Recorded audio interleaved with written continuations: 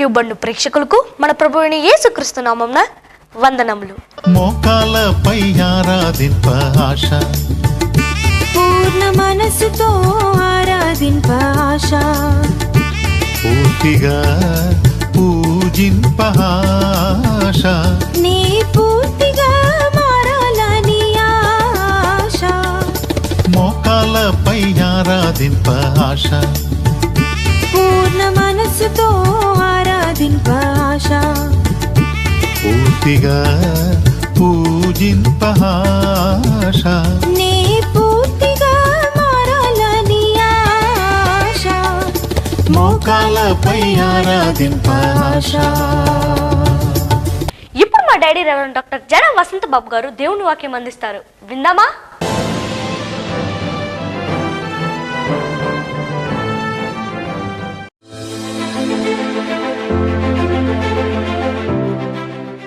క్రీస్తునందు ప్రియమైనటువంటి దేవుని బిడ్డలారా, దేవాతి దేవుడు మిమ్మలను విశేషమైన మేలుతో కృపలతో అలంకరించునుగాక. గతించినటువంటి వారం యెరూషలేము కుమార్తెలు షూలమ్మితిని చూచి, వేరు ప్రియుని కన్నా నీ ప్రియుని విశేషమేమి అని అడిగారు.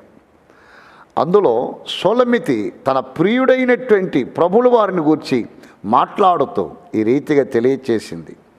దానిని ఒక్కసారి చదువుకుందాం. పరమగీతాల గ్రంథం 5వ అధ్యాయం 10వ వాక్యం.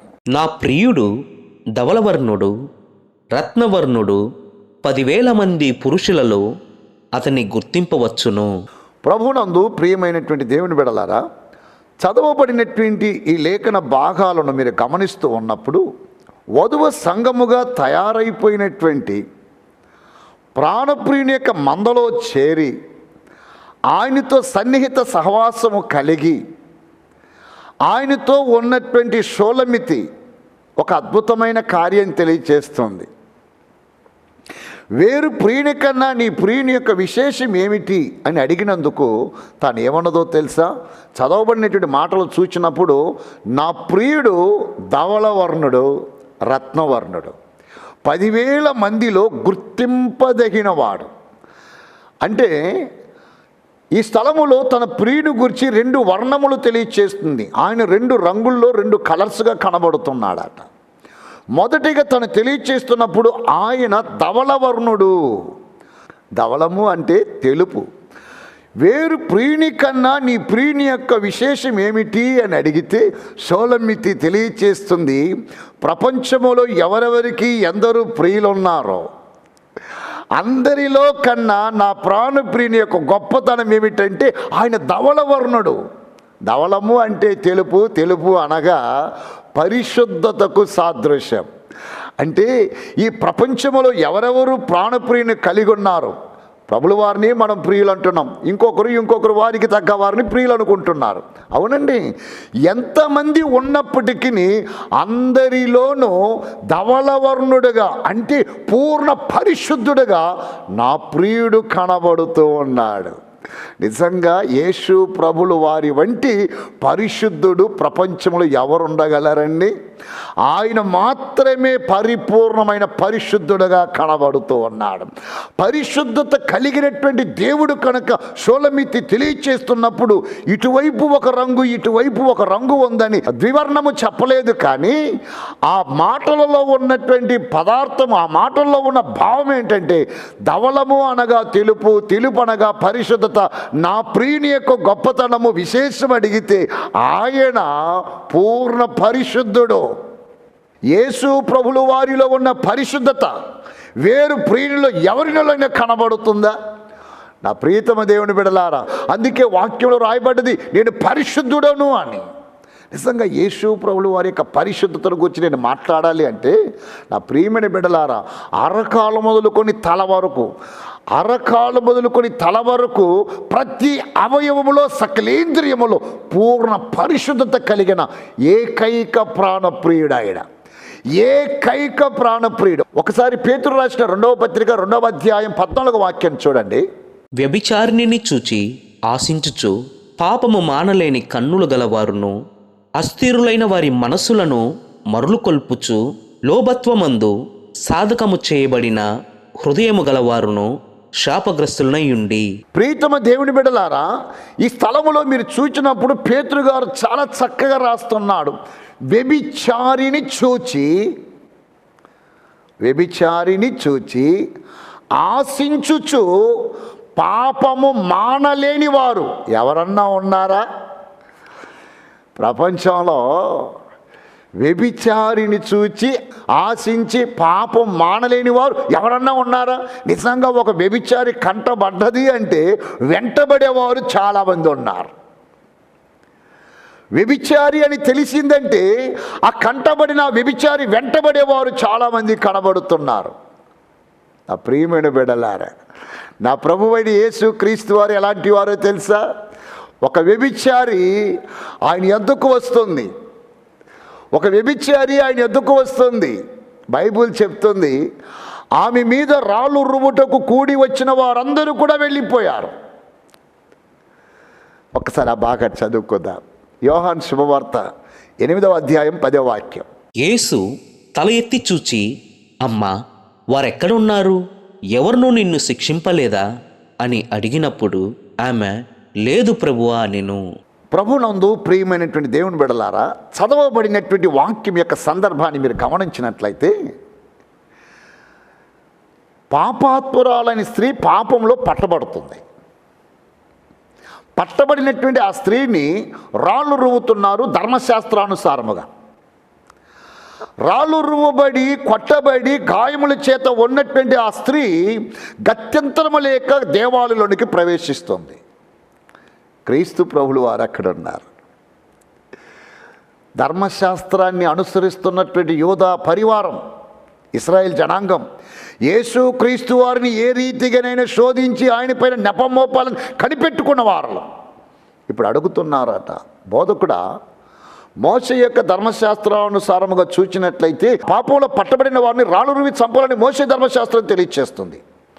మరి నీవేమంటావు?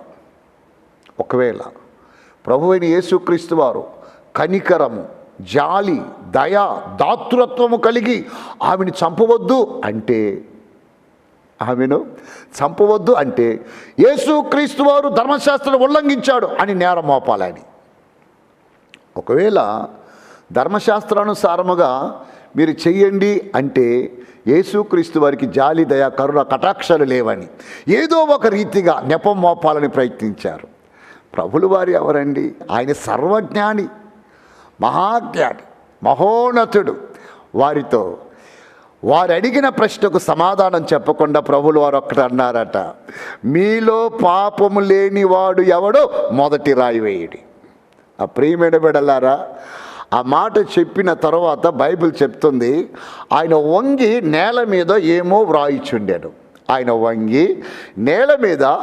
వ్రాయిచుండాను. ఏమో వ్రాయిచున్నటువంటి యేసుక్రీస్తు వారిని చూస్తున్నారు. బైబిల్ తెలియచేస్తుంది, అంతటా వారందరూ కూడా వారి చేతిలో ఉన్న రాళ్ళను విడిచిపెట్టి ఒక్కరైనా ఆ స్త్రీపై రాయి వేయకుండా వెనుకకు వెళ్ళిపోయారు. అందరూ వెళ్ళిపోతున్నారు. బైబిల్ చెప్తుంది, మీలో పాపము లేనివాడు ఎవడో వాడు మొదట రాయి వేయుడి అని ప్రభులు వారు చెప్పగా, పెద్దలు మొదలుకొని చిన్నల వరకు అందరూ వెళ్ళిపోయారట. బైబిల్ అంటుంది, యేసు ఒక్కడే మిగిలేడు. ఒక్కసారి మీరున్న పక్షాన ఆయనకు స్తోత్రార్పణ చేయండి. యేసు ఒక్కడే మిగిలేను. వెళ్ళిపోయిన వారందరూ ఎవరండి? ప్రభులు వారు అడిగారు, పాపం లేనివాడు రాయి వేయమని. అందరు వెళ్ళిపోయారు. ఏమి నిర్ధారణ అవుతున్నదంటే అందరూ పాపము చేసిన వారు ఇండి వెళ్ళిపోయారు.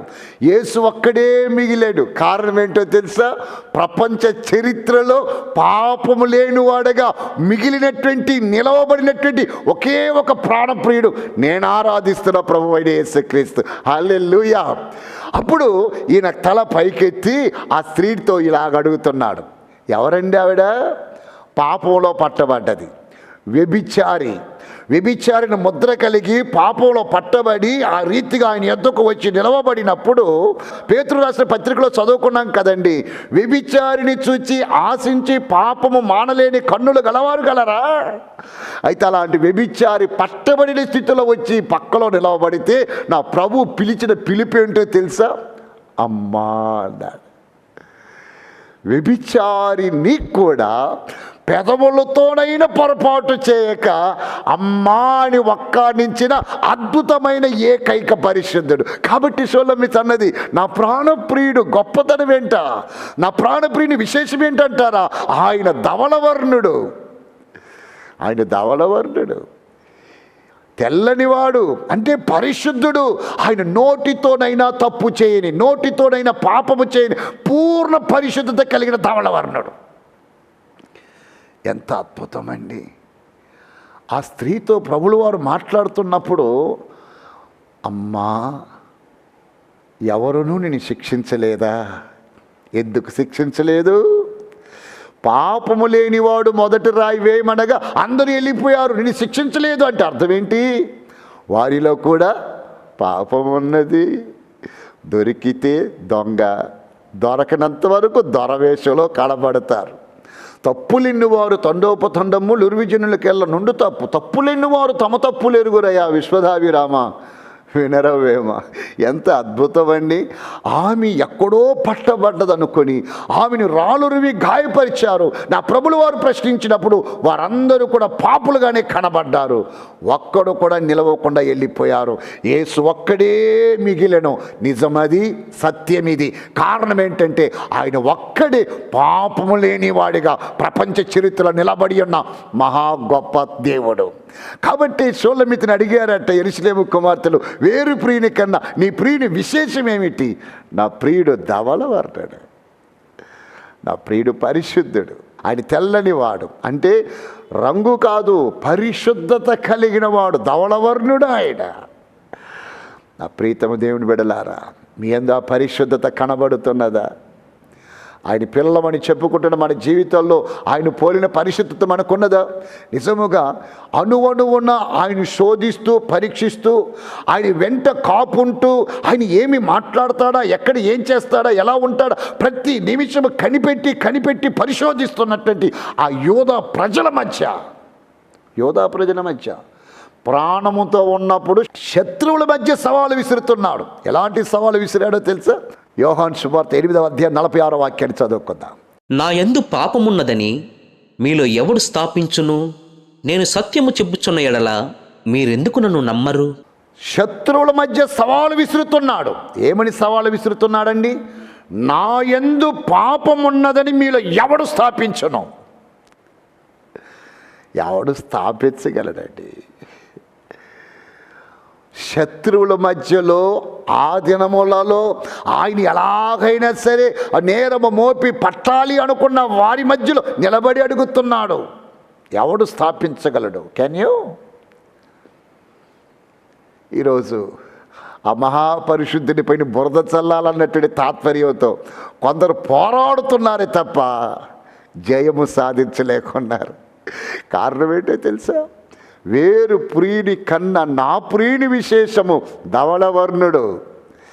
ఎంత స్ట్రాంగ్ అయినటువంటి స్టేట్మెంట్ అండి. షోలమితి వేరు ప్రియుని కన్నా నీ ప్రియుని గొప్పతనం ఏమిటి, విశేషం ఏమిటి? షోలమితి కాంక్రీట్గా చెప్తుంది, ఆయన ధవళవర్ణుడు.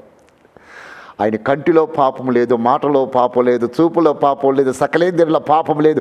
ఏ పాపము లేని పూర్ణ పరిశుద్ధ దేవుడు ఆయన ఒక్కడే. ఆయన నేరం మోపి నెపం మోపి పట్టుకెళ్ళారని తీర్పు తీర్చాలి.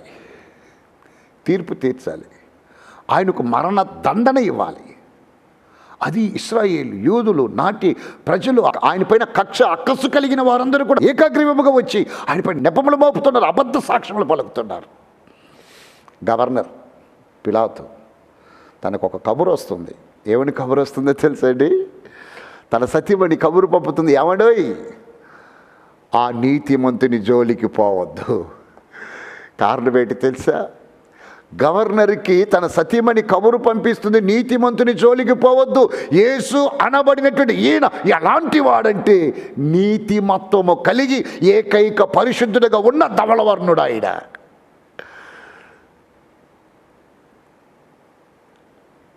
ఎస్, పిలాతు ఆయన పైన నెపము మోపుతూ ఉన్న వారితో ఒక మాట అంటాడండి. ఎంత అద్భుతమైన మాట! ఎందుకో తెలుసా? ఇద్దరు ఆయన గూర్చి సాక్ష్యం ఇస్తున్నారు. ఆ ఇద్దరు ఆయన స్నేహితులు, ఆయన శిష్యులు కారు. ఆ దేశంలో అధికారము కలిగి ఏ రీతిగానైనా ఈయనను సిలువకు కొట్టాలని ఆవేశపడుతున్నట్టు ఆరాటపడుతున్న వారికి సానుకూలమైన వారు ఇద్దరు సాక్ష్యం ఇస్తున్నారు. ఒక్కసారి చూడండి, లూకా శుభవార్త 23వ అధ్యాయం 13 నుండి 15 వరకు కలిగిన మాటలను చదువుకుందాం. అంతట పిలాతు ప్రధాన యాజకులను, అధికారులను, ప్రజలను పిలిపించి, ప్రజలు తిరుగుబడినట్లు చేయుచున్నాడని మీరు ఈ మనుషుని నా యొద్దకు తెచ్చితిరే. ఇదిగో, నేను మీ ఎదుట ఇతనిని విమర్శింపగా మీరు ఇతని మీద మోపిన నేరములలో ఒక్కటైనను నాకు కనబడలేదు. హేరోదునకు కూడా కనబడలేదు. హేరోదు అతని మా యొద్దకు తిరిగి పంపెను గదా. ఇదిగో, మరణమునకు తగినదేదియు ఇతడు చేయలేదు. కాబట్టి నేనితనిని శిక్షించి విడుదల చేయుదునని వారితో చెప్పగా. చదవబడినటువంటి ఈ మాటలను మీరు గమనించినట్లయితే పిలాతు చెప్తున్నాడు, నాకు ఆయన యందు ఏ నేరము కనబడలేదు. నాకు మాత్రమే కాదు, హేరోదుకు కూడా ఆయన యందు ఏ నేరము కనబడలేదు. మేమిద్దరము పరిశోధించాము, పరీక్షించాము, ఆయన విచారించాము. ఎంతగా విచారించినా మీరు మోపిన నేరములలో ఒక నేరము కూడా ఆయన పైన నిరూపణము కాలేదు. ఆయన యందు ఏ దోషము అగపడలేదు. ఆయన విడుదల చేయబోతున్నామని చెప్తున్నాడు. కారణం ఏంటంటారా? హేరోదు కానివ్వండి, పిలాతు కానివ్వండి, నా ప్రభువుని పరిశీలించి చూస్తున్నారు. అయినా వారు అంటున్నారు కదా, ఆయన యందు ఏ నేరము లేదు. కారణం ఏంటి? సోలమ్మితి చెబుతుంది, నా ప్రాణప్రియుడు మీ ప్రాణప్రియుడు వంటి వాడు కాడు. నా ప్రభువు మీకున్న వారి లాంటి వాడు కాడు. నేను ఆరాధిస్తున్న ప్రభువు మీరు ఆరాధించుచున్న వారి వంటి వాడు కాదు. నా ప్రియుడు ఎలాంటి వాడంటే ధవళవర్ణుడు. ధవళం అంటే తెలుపు, తెలుపు అనగా పరిశుద్ధత. నా ప్రభువు, నా ప్రియుడు, నా రక్షకుడు, నా విమోచకుడు ఎలాంటి వాడు? యెరూషలేము కుమార్తెలు షూలమితిని అడుగుతున్నారు. షూలమితి ఇన్ని గాయాలు పొంది, ఇంత ప్రయాసపడి నా ప్రాణప్రియుని చూశావా అని మా చేత ప్రమాణం చేయించుకుంటున్నావే, వేరు ప్రియుని కన్నా నీ ప్రియుని విశేషమేమిటి? ఎందుకు ఇంత ఆరాటము, ఆయన కొరకు ఈ పోరాటము ఆయన అడుగుతూ ఉంటే షూలమితి అంటుంది, ఒకటే కారణం. ఈ ప్రపంచంలో అనేక మందలలో నేను తిరిగి వచ్చాను, అనేకులు చూశాను, కానీ నా ప్రాణప్రియుడు వంటి ప్రియుడు ప్రపంచంలో ఎవడు లేడు. కారణం ఆయన ధవళవర్ణుడు. ఆయన ధవళవర్ణుడు, ఆయన రత్నవర్ణుడు. ఆ ధవళము ఎంత తెల్లదనం ఉంటుందో అంత పరిశుద్ధత నా ప్రభు ఎంత కనబడుతుంది. రూపాంతరపు కొండకి వెళ్ళిపోయాడు కదండి. రూపాంతరపు కొండ మీదకి వెళ్ళిన తర్వాత ఆడ రూపాంతరము పొందుతూ ఉన్నప్పుడు లూకా శుభవార్త 9:29 మీరు చదివి చూడండి. ఆ స్థలములో రూపాంతరము పొందుతూ ఉన్నప్పుడు ఆయన యొక్క బట్టలు, వస్త్రములన్నీ కూడా ఇలాగు మారిపోయాయట. ఆయన ప్రార్థించుచుండగా ఆయన ముఖరూపము మారెను. ఆయన వస్త్రములు తెల్లనివై దగదగా మెరిసెను. ఆయన ప్రార్థన చేయుచుండగా ముఖరూపము మారిపోయింది.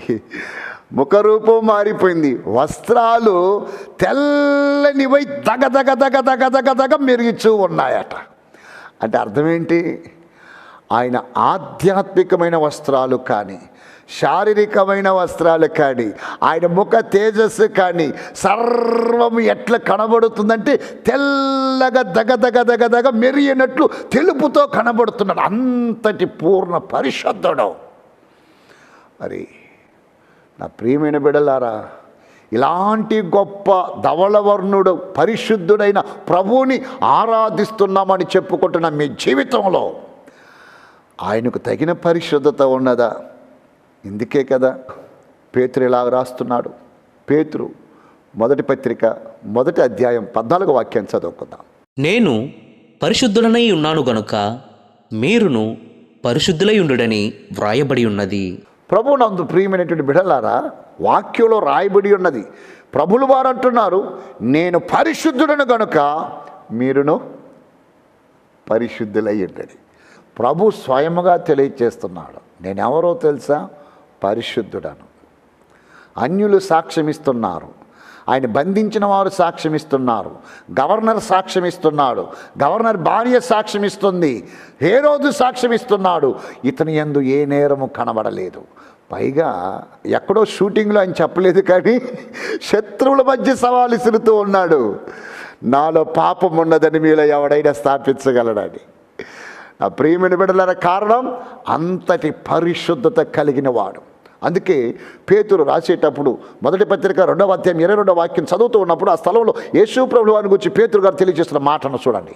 ఆయన పాపము చేయలేదు, ఆయన నోటను ఏ కపటమును కనబడలేదు. ఆయన పాపము చేయలేదు. నాట్ ఓన్లీ దట్, అంత మాత్రమే కాదు, పాపము చేయలేదు. ఆయన యొక్క నోట ఎటువంటి కపటము లేదు. కపట వాక్యాలు పలకలేదు, కపట వచనాలు వచించలేదు. నా ప్రియమైనటువంటి దేవుని బిడలారా, ఆయన నోట కపటము లేకుండా, కంటిలో దుష్టత్వము లేకుండా, వ్యభిచారి తన ప్రక్కలో నిలవబడ్డా, ఏకాంతములో కనబడ్డా, అమ్మా అని ఒక్కానించి ఆమెను క్షమించి పంపినటువంటి వాడు. వెళ్ళి ఇక పాపము చేయక. ఎంత పూర్ణ పరిశుద్ధుడండి! ఆయన నోటిలో ఎటువంటి కపటము లేదు. కాబట్టి షోలమ్మితిని అడుగుతూ ఉండగా షోలమ్మితి తెలియచేస్తుంది, నా ప్రియుడు ధవలవర్ణుడు. నా ప్రియుడు ధవలవర్ణుడు. ధవలము అనగా తెల్లని అని అర్థము. ఆ గొప్ప దేవుడు ఎలాంటి వాడంటే తెల్లని వాడై ఉన్నాడు. నా ప్రియమైన బిడ్డలారా, నిజముగా యేసు క్రీస్తు ఈ ప్రపంచ చరిత్రలో ఎటువంటి వాడు అని చూచినప్పుడు ఎవరెవరు మీకు తెలుసో వారందరినీ జ్ఞాపకానికి తెచ్చుకొని ప్రభువుని జ్ఞాపకానికి తెచ్చుకొని చూడండి. కారణం ఏంటో తెలుసా? అందరిలో ఈయన మాత్రమే పరిశుద్ధుడు. ఈ కార్యక్రమం వీక్షిస్తున్న ప్రేక్షకులకు ఒక చిన్న మనవి చేయడానికి నేను ఆశపడుతున్నాను. ఈ కార్యక్రమం వీక్షిస్తున్న ప్రేక్షకులకు మరియు సేవకులకు ప్రత్యేకంగా మనవి చేస్తున్నాను. నా ప్రభువు ఎలాంటి వాడంటే రవికోటి తేజుడు. రవికోటి తేజుడైనటువంటి మహాపరిశుద్ధునితో వేరే ఎవరిని తీసుకుని వచ్చి పోల్చి చూడవాకండి. నాకు ఇష్టములేని కార్యం అండి ఆయనతో పనికి మాలిన వారిని పోల్చి వారికంటే ఈయన పరిశుద్ధుడు, వారికంటే ఈయన గొప్పవాడని చెప్పవద్దు. కారణం ఏమంటారా? ఆయనకు ఆయనే సాటి. రవికోటి తేజునితో ఒక అగ్గిపుల్ల వెలుగుని తెచ్చి ఇలాగ వెలిగించి దానికి దీనికి పోటీ ఎంత తేడా ఉంటుందో, ఎంత వ్యత్యాసం ఉంటుందో, ఎవరినైనా యేసుతో కంపేర్ చేస్తే అంత వ్యత్యాసం ఉంటుంది. కాబట్టి సందర్భానుసారముగా ఎప్పుడైనా ప్రభువుల గురించి చెప్పేటప్పుడు పనికి మాలిన వారిని, పరిశుద్ధత లేని వారిని, ఎన్నిక లేని వారిని తెచ్చి ఆయనతో కంపేర్ చేయకండి. ఆయనకు ఆయనే సాటి. ఆయన కిలలో ఎవరు లేరు పోటీ. నాకు తెలిసిన ఒక గొప్ప దైవజనుడు, అనేకమైనటువంటి పుస్తకాలు రచించినటువంటి గొప్ప పండితుడు ఆయన. ఆయన గ్రంథాలలో ఆయా పర్యాయాలు ఇతర పేర్లతో యేసు ప్రభు వారి పేరును చేరుస్తూ వారా ఈయన వారా అని అనేక పుస్తకాలు రాశాడు. నాతో సుపరిచయులైన దైవజనులు కనుక నేను ప్రీతితో ఆయనతో చెప్పాను, నాన్నగారు మీరు రాయడము, మీ పుస్తకాలు నేను చదవడం జరిగింది, అద్భుతమైన రచనలు. కానీ ఆ పుస్తకాలకు పేర్లు పెడుతున్నప్పుడు వీరితో ఈయనను కంపేర్ చేసి ఆ పెడుతున్న పేరు మాత్రము నాకు నచ్చలేదు నాన్నగారు అన్నాను. ఆ సేవకులు అడిగారు, ఏం నాన్న అని అడిగారు. చెప్పాను, పసివాడిని అయినప్పటికీ ఆ రోజుల్లో ఆయనతో కంపేర్ చేసుకుంటే పసివాడిని, ఆయనతో పోల్చుకున్నప్పుడు పసివాడిని, ఆయనతోనే మాట్లాడుతున్నప్పుడు తండ్రి గారు ఈయన రవికోటి తేజుడు. అలాంటి గొప్ప పరిశుద్ధునితో పరిశుద్ధత అంటేనే తెలియని వారిని తీసుకొచ్చి పోల్చి కంపేర్ చేయడం అనేటువంటిది మంచిగా లేదు నాన్న అన్నాను. ఆ గొప్ప దైవజుడు వెంటనే నన్ను అంగీకరించాడు. వెరీ గుడ్, అలాగే బాబు. కారణం ఏంటంటే ఆ గొప్ప దైవచనుని పేరు చెప్పడానికి నేను ఇష్టపడలేదు. చాలా పేరుగాంచిన దైవచనుడు, అనేకమైన పుస్తకాలు రచించినటువంటి గొప్ప పండితుడు ఆయన. ఆ గొప్ప పండితుడు ఆ మాట చెప్పినప్పుడు ఆయన చాలా సంతోషించాడు. కాబట్టి ప్రభువుకి ప్రభువే సాటి, ప్రభుతో సరితూగగలిగిన వారు లేరు. ఆయన యొక్క విశేషం ఏమిటి అంటే 10,000 మందిలో గుర్తింపదగిన వాడు. ఎంతమంది ఉన్నా అందరిలో ప్రత్యేకంగా కనబడేవాడు. ఎన్ని వేల మంది ఉన్నా అందరిలో ప్రత్యేకమైన వాడు. 10 మందిలో ఒకడు కాదా ఆయన? 10 మందిలో ఒకడు కాదా ఆయన? 1,000,000 మందిలో ఒకడు కాదా ఆయన? అందరిలో ప్రత్యేకమైన వాడు. ఆమేన్. అందరికన్నా పరిశుద్ధుడు. కాబట్టి ఏ పరిస్థితుల్లో కూడా ఆ ధవళవర్ణుడైనటువంటి క్రీస్తుని ఎవరితో పోల్చి మాట్లాడకండి. నేను అనుకుంటాను అంతకన్నా పాపం ఏది ఉండదని, అంతకన్నా గొప్ప పాపం ఏది ఉండదు. కాబట్టి దయచేసి నా ప్రియమైన బిడ్డలారా, అట్టి పాపము చేయకుండా బహు జాగ్రత్త పడండి. ఎందుకంటే యేసు క్రీస్తు వారు మాత్రమే ధవళవర్ణుడు. ఆవిడ రెండో వర్ణం చెప్తుంది చూడండి. నా ప్రియుడు ధవళవర్ణుడు, రత్నవర్ణుడు. ధవళం అంటే తెలుపండి. ఇప్పుడు రత్నవర్ణుడు అంటుంది. రత్నవర్ణుడు అనగానేమి? రత్నం ఎలా ఉంటుంది? ఎర్రగా ఉంటుంది. నా ప్రియుడు ధవళవర్ణుడు, రత్నవర్ణుడు. అదేంటండి అయ్య గారు, ధవళవర్ణుడా లేకపోతే రత్నవర్ణుడా అనే సందేహం వస్తుంది కదండి. ఖచ్చితముగా ధవళము అంటే తెలుపు అని పరిశుద్ధతని చూశాం. రత్నవర్ణుడు అనగా నేంటో వచ్చేవారం దాని గురించి ధ్యానం చేద్దాం. అయితే ఈరోజు మీరు నేర్చుకున్నటువంటి పాఠమును బట్టి ఒకే ఒక కార్యమును గుర్తించండి. ప్రభువైనటువంటి యేసుక్రీస్తు వారు ఎంతటి పరిశుద్ధతను కలిగి ఉన్నాడో అట్టి పరిశుద్ధతను కలిగి జీవించండి. అట్టి పరిశుద్ధత మీలో పెరుగుటకు, మీలో కనబడుటకు కృషి చేయండి. డే టు డే లైఫ్లో పరిశుద్ధులుగా బ్రతకడానికి ప్రయత్నం చేయండి. పరిశుద్ధతను అలవర్చుకోండి.